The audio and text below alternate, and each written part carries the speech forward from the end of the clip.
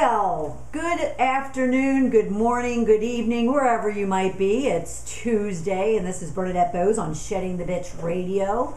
And I welcome everybody today. As you know, Shedding the Bitch Radio, we talk about all of the angst and attitudes, negative mindsets, belief systems, and other fears or insecurities that might get in your way or might block you from really pursuing the goals and the dreams that you have in your life. And we have a lot of great guests, but today's particular show I was very excited about because a lot of times, especially in the trying economic times, financial times, jobless times that we are in today, we tend to really get inside our head, and the best thing that we could do is get out of our head when it comes to money. So on Shedding the Bitch Radio today, I have my guest Robert Gignac, and he is the author of Rich is a State of Mind. How you doing, Robert? I'm doing great, Bernadette. Thank you for having me on your show. And I understand you are in one of the most beautiful areas of North America, Banff, Alberta. I am. It's in the heart of the Canadian Rockies, about an hour and a half northwest of Calgary. And I must admit the view out the window is a little distracting at the moment. Well, feel free to kind of get in the mood by staring out the window, because I was there many years ago for a business event, and it is absolutely stunning. And all I remember is the fact that there were, I want to say they're antelopes, but I don't believe it was, that were walking across the golf course at the main hotel there. So I can picture exactly, in the area that you might be. If you want to come and see nature in real life outdoor settings in terms of elk, deer, the occasional cougar and bear, this is a great place to be. Oh, very cool. Well, considering too that it's continues to be about 95 plus here in Atlanta, Georgia, I'll just get in my head, the nice breeze and the mountains and whatnot of Alberta, and hopefully that'll keep me cool for the rest of the day here. Perfect. Well, I wanted to get into this conversation because I have a lot of questions, and I know the audience will too. And for those of you that are listening live or chatting in with us, feel free to chat in also at the same time. Be sure to call in at 1-818-572-2910 to ask Robert any question that you have in regards to just kind of money in the mind. And we'll dive further into, his book, Rich is a State of Mind, and also what Robert's expertise and areas of maybe tips and advice for you would be. And then, of course, if you're listening this in archive, feel free, I'll give all of Robert's information at the end of the show, and feel free to reach out to him or to me if you should have any follow-up questions, or you just need him he's a great public speaker, which I'll get into with his bio. So, Robert, let me introduce you with your about the author from his book. Again, it's Rich is a State of Mind. Robert is the owner of Gignac and Associates. Robert focuses on personal and organizational development, a sought-after speaker at seminars across North America and Europe.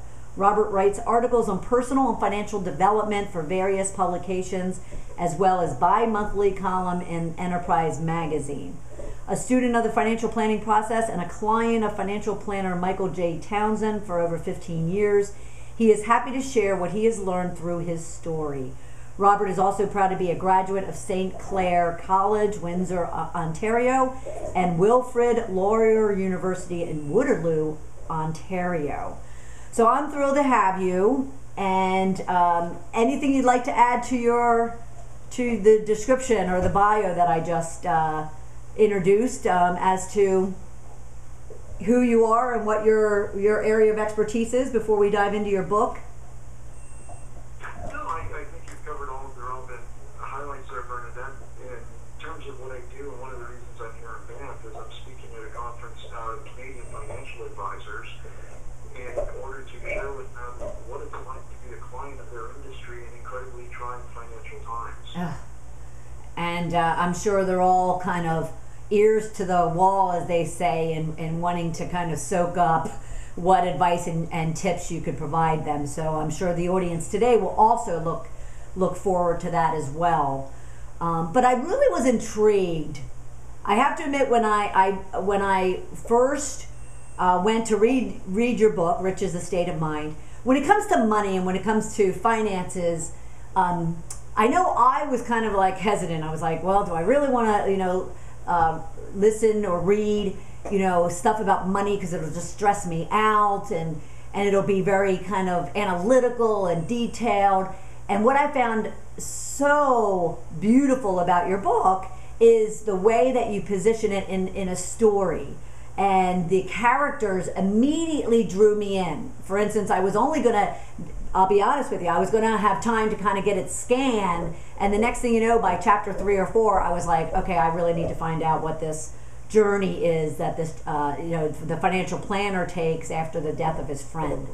So could you kind of talk to us about where the purpose of the book came from, why you wrote it, and the fact that it's so a perfect timing for it? Well, first of all, I want to thank you very much for the incredibly kind feedback about the book. What I tell people that Rich is a State of Mind is, when I set out to write it, I didn't think the world needed another book on personal finance. There are a lot of them out there. The vast majority of them remain unread on people's shelves because they tend to be, as you suggested, very dry, very analytical, lots of charts and graphs.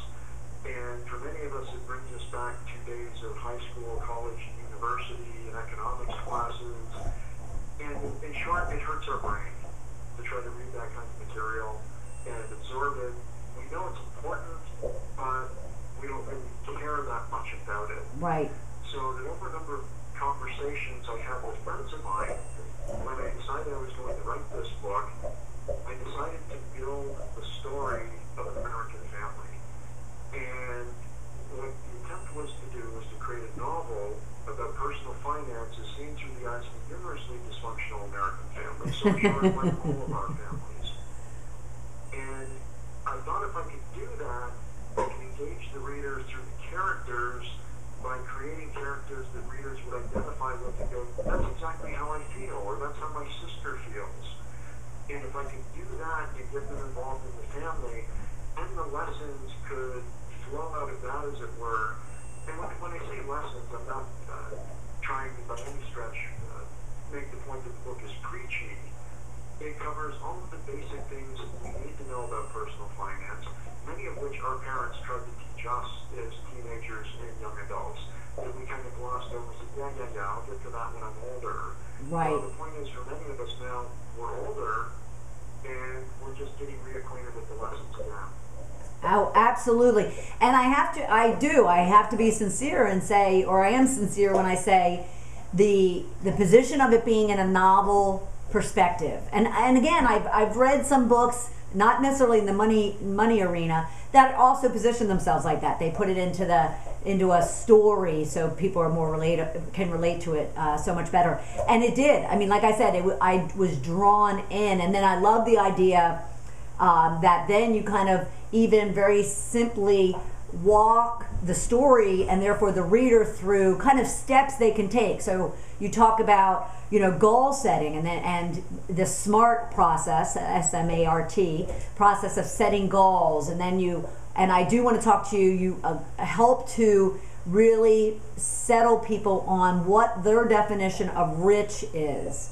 And I love talking about that subject, so I want to ask you about it as well, because my definition certainly changed through my transformation and my shedding of all my ugliness over the years, and therefore my definition of success and riches has definitely changed.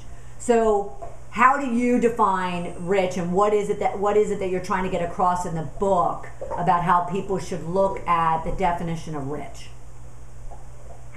Well, the nice thing about the word rich is it does come with a lot of emotion for many people. And the best part is that it's different for everyone. And when I encourage people to think about what rich means to them, you really kind of have to take a step back, focus on what's inside you and the things that you value at a very personal level. Because all too often the marketing gurus on Madison Avenue trying to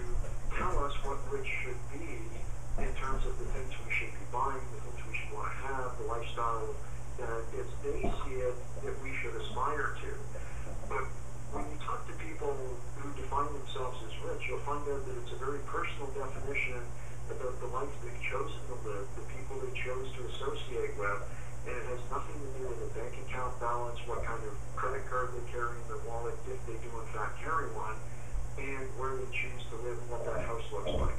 Amen. Amen. Amen. And you couldn't have told me that 3 years ago. I can tell you that for sure. I would have only told you that it's power and position and ego and bank account and all that kind of good stuff. When it comes to things like rich, the very first thing people think about is obviously is money when it comes to rich. But if you look in Webster's online dictionary and type in the word rich, the very first definition it comes up with is color.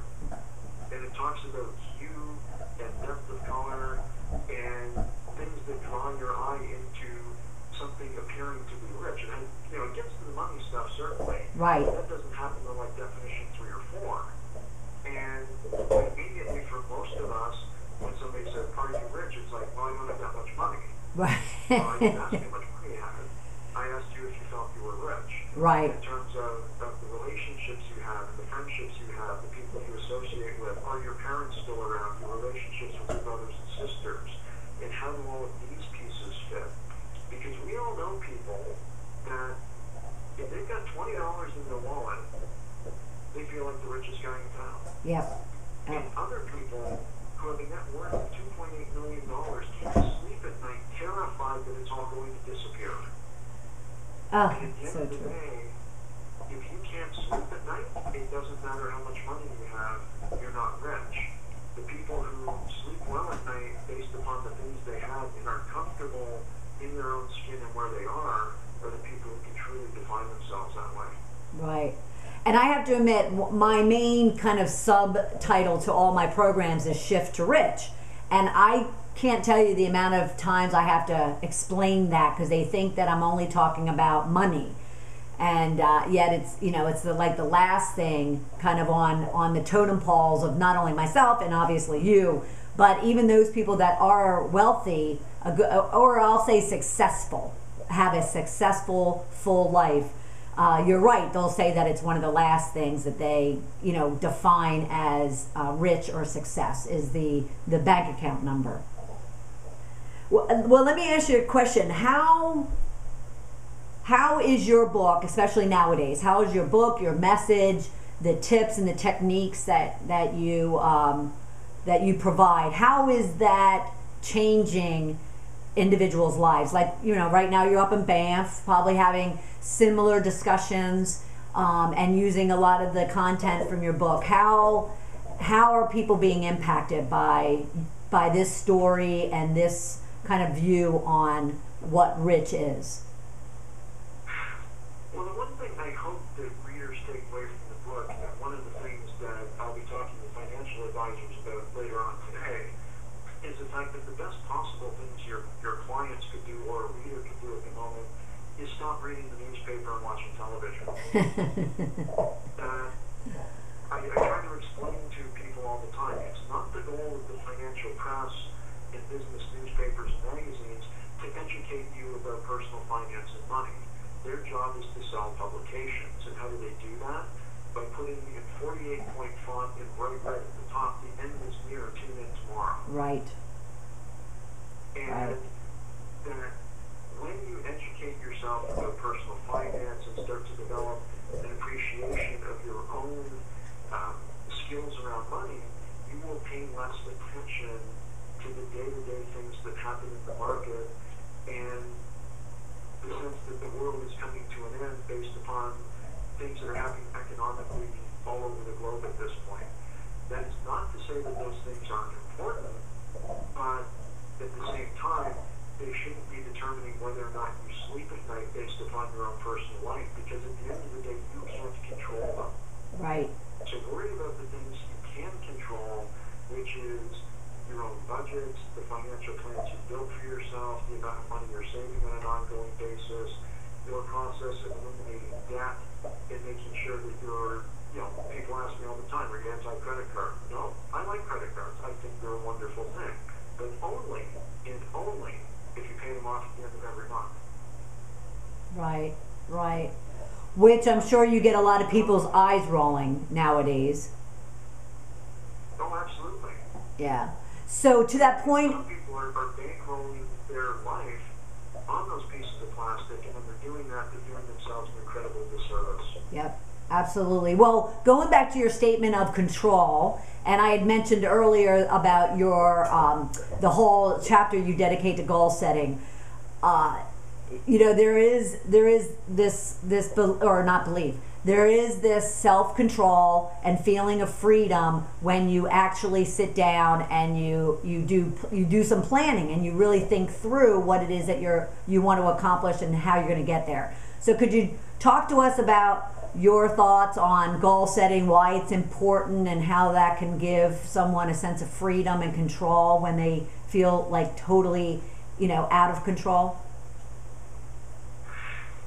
Well, the one thing, goal setting is a very funny thing for people all over the world. And I've had the chance to live in Europe for a bit. I live here in Canada. I've spent a great deal of time in the U.S. And it doesn't matter where you go when you talk to people about goals, and you run into some very common issues. The first issue is everybody says, yeah, I should do that. The second issue is, but I'm not doing that.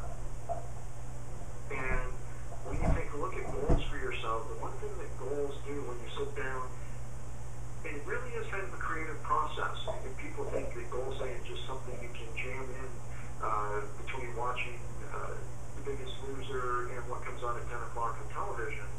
And it really requires you to sit down in a quiet space over not just one 30-minute period of time, but over an extended period of time to really look inside you and go, what are the things that I truly want to have?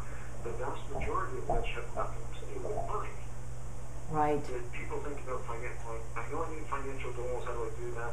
It's like, no, don't worry about the financial goals. It's where do you envision yourself being? But sometimes we get too wrapped up in the day-to-day busyness of our iPhones and Blackberries and 600 messages a day that we never take the time to sit down in a quiet space and go, what is it I really want out of my life? Mm-hmm. And that's the very first is getting people to understand that it takes some quiet reflection in order to do it. The second is there's no such thing as a wrong goal. Because sometimes people will share with me, I tried to do this, but everything I wrote down sounded kind of silly. It's like, so why did you judge it that way? Right. Well, if I showed them to somebody, they would go like, that's what you want? And it's like, that's okay, because the judgment isn't based upon what your best friend said about your goal. The judgment is based upon how do you feel about that goal. Right. Because we all want different things. Yep. And in some ways, we've become accustomed to not sharing with people what it is we want out of life. We're just happy to go along with the flow. But it's not until the point where people start to create some hard and fast goals for themselves will they really take the first step forward to acquiring them and crossing them off the list. Absolutely. And I find, being that I talk about this shedding, right? To shed all those inner voices, and one of those inner voices are all the friends and the family and everyone else kind of defining you and telling you you're not going to be able to accomplish those goals, so people don't do it. They just don't define them because they're listening to all these people in their head telling them that, well, that's a silly goal to be going after. And it's, gosh, it's like, it's a lifetime challenge to try to get people to say, no, I don't care what anybody else says, thank you very much, but these are my goals. Well, if people tend to look at goals, Bernadette, as an all or nothing. And, if perhaps it's a weight goal for somebody, and they've said, I want to lose 50 pounds. And then it's, and you set it up a plan to do it over 24 to 36 months. And then at some point, they kind of plateau and maybe they get to 38 instead of 50. Right. They somehow feel they failed. Right? Because, I said 50, I didn't do 50, I must be some kind of failure. And what I try to get people to do is understand the concept that setting the goal is step one. Doing the work in order to accomplish it is step two. The ongoing reflection on those goals and measuring where you're at is step three. And if you don't achieve the goal as it was created, that doesn't mean you're a failure, because my bigger question coming back to me, if you had never written this down, if you had never taken the steps, where would you be today?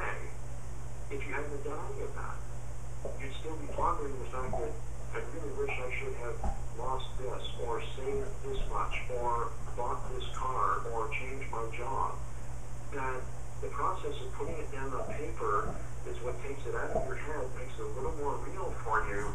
It also allows you the ability to track it. And goals are never an all or nothing thing. 75% of a goal is a tremendous amount over 0% of a goal that you never set out to accomplish. Absolutely. Absolutely. It's better than a blank piece of paper staring at you.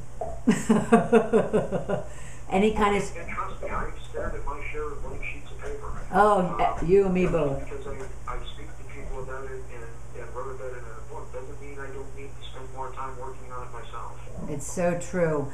And everyone out there, I'm speaking about Robert Gignac, author of Rich is a State of Mind, available on Amazon right now. And at the same time, you can always go to richisastateofmind.com and get more information in regards to the book, because it has such great tips and a story that will pull you in and help you kind of relate. That's what I really liked about it. It's so relatable, as Robert said at the very beginning as well, that you don't feel kind of intimidated or kind of insecure about, oh my gosh, you're out there alone. You actually relate to the story that he is saying in his story, in his book, Rich is a State of Mind.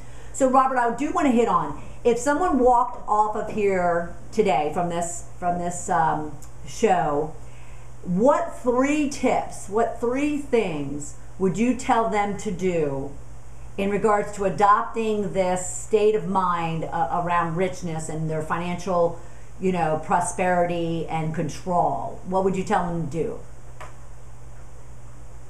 I think the very first thing I would do, Bernadette, is to tell them that based upon everything that's going on around us, all of us today, is close your eyes and take a really, really deep breath. And just try for 10 or 15 seconds, 5 or 6 really deep breaths in or out, and just go, I feel better now. Because we get so consumed by what happens around us, we don't spend any time looking inside. And that ability to take a couple of deep breaths, regardless of where you are, and go, things are not as bad as they seem, as long as I'm not willing to pay attention to all of the stuff that's going on around me. Right. So the first thing is just try to relax a little bit. I know that's going to be hard for many of your listeners, and some days it's hard for me too. But it's like, it's never as bad as you think it is, and it's never going to be as bad as you think it's going to be, because we always jump in the worst case scenario. Yep. The second would be spend some time thinking about the things that you want to create for your life that have nothing to do with money. And get your attention away from the day-to-day focus on credit card balances, bank account balances, IRA balances, 401k balances, and take the emotion side out of that and really spend some time thinking about where it is you want to go.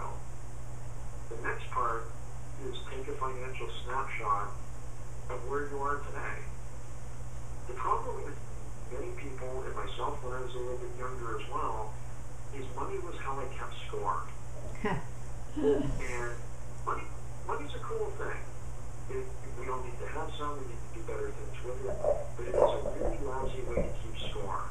And when people do that with money, it creates a lot more tension, because they're continually looking at their peer group going, well, I don't have as much money as her, and I don't have as much money as him. Right. And what I try to get them to understand is how much money they appear to have has no direct correlation to how much money they actually have.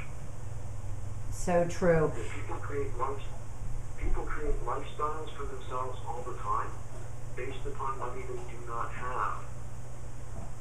Right. So what I encourage people to do is take stock of where you are, and what typically happens when people take the time to really do that is they go, wow, this isn't anywhere near as bad as I thought it was going to be. And that's the first step. Yeah. But it's also, do you find that it's the hardest because they also don't want to kind of stare at it on a piece of paper? It's almost like goals. They don't set goals because they don't want to be accountable to not accomplishing them. So all of a sudden, they put it on a piece of paper, all their financial state, and all of a sudden they're like freaking out. Sometimes they do that. And the accountability thing is funny, because the only person you truly have to be accountable to is yourself. Yes. And in some ways, that's the hardest would never want to share my goal list with my friends. I said, that's okay. You don't have to. If you want to, you can. And it's a valid process because it can help with this and support. Because every once in a while you'll tell a friend the goal that you want. They want to, and I had no idea you wanted to do that. I know somebody who can help you do that. Right. So that's one area where sharing your goals and dreams can be very, very, I use the word profitable, but I don't mean in the monetary sense. But there are people out there to help you all over the place only if they know what you want. Yep. But they can't figure it out for you. Right. And I think that process of quiet reflection is the hardest thing to do when we're working 60 hours a week and we're shoving kids to and from jazz, tap, piano, ballet, soccer practice, and all of these things, is that we don't take the time to do this for ourselves when there's little slices of time that add up to that contemplation can have a huge impact on where we end up being 5 or 10 years from now. Absolutely. And you also talk about the fact that, okay, once you do spend some time for yourself, then go and get help. Go and find a financial advisor. Get some expert help.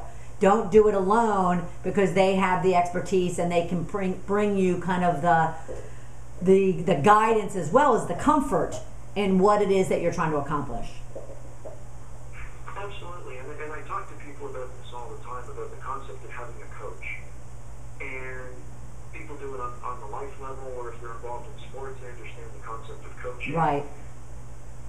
But financial, because money is so emotional, people are, well, I don't need help with my finances, and I'm not willing to open myself up to sharing my personal financial story with a stranger.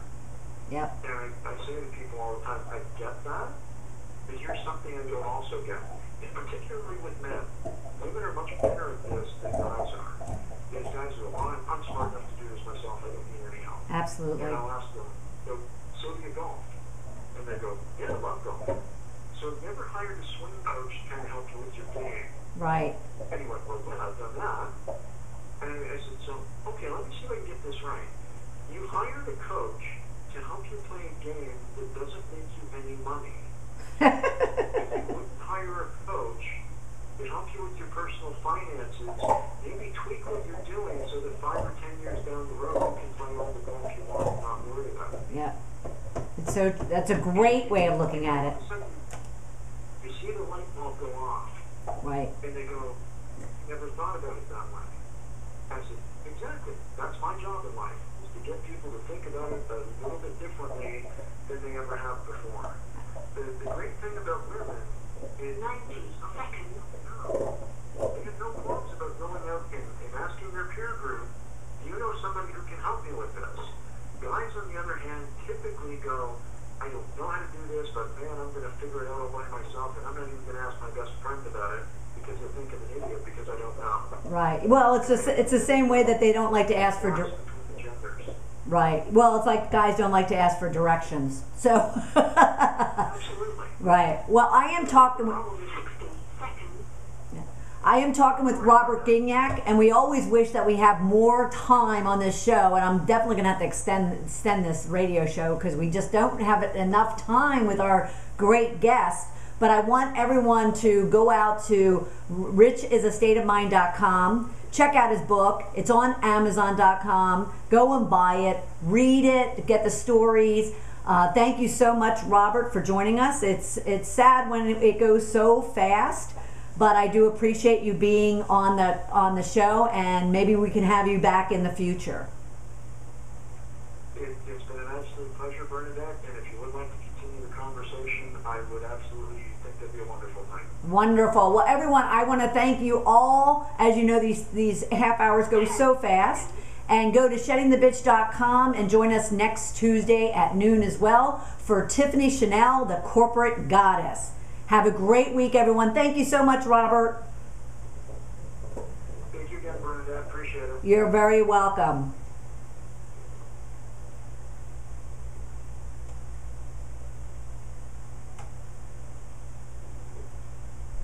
Thank you for using Blog Talk Radio. Goodbye.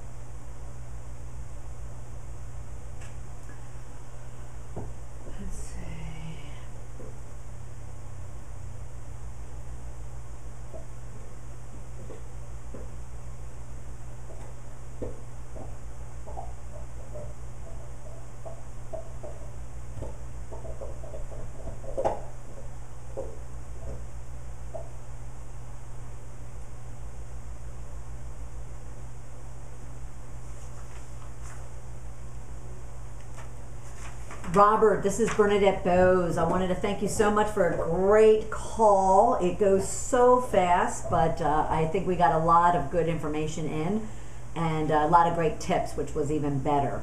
So thank you so much for joining, and I will send you the link and other information in regards to the show so you can then also use it with your network.